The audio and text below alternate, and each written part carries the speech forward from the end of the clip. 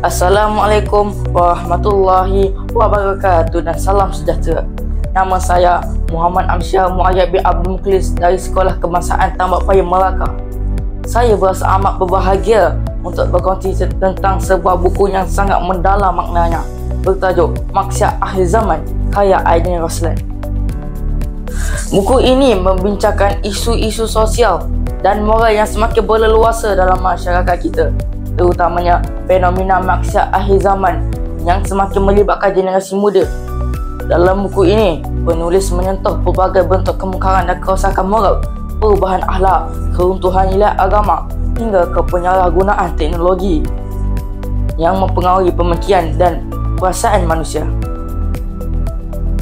Aidin Roslan mengajak pembaca untuk menyelami setiap masalah yang berlaku dalam masyarakat dan bagaimana ia berkait rapat dengan peringatan agama mengenai tanda-tanda kiamat.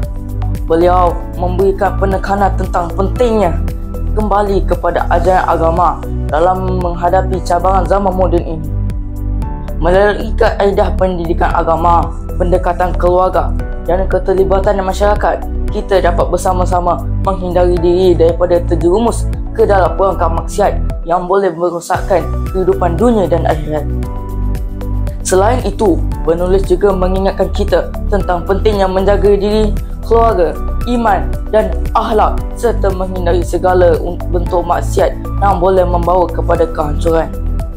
Buku ini bukan sahaja memberikan pandangan tentang isu-isu semasa, tetapi juga menawarkan solusi yang praktikal dan mudah difahami untuk kita lebih dekat kepada jalan yang benar dan diberkati. Secara keseluruhannya, Maksiat Akhir Zaman adalah buku yang amat relevan dengan zaman kita. Ia mengajak kita untuk berfikir tentang masa depan dan bagaimana kita sebagai individu, keluarga dan masyarakat boleh menghadapinya dengan penuh tanggungjawab.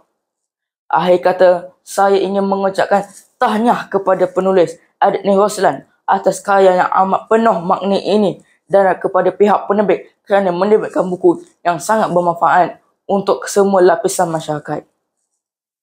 Saya berharap buku ini dapat memberi kesedaran yang mendalam dan membantu kita untuk lebih berhati-hati dalam setiap tindakan kita. Sekian sahaja daripada saya. Wassalamualaikum warahmatullahi wabarakatuh.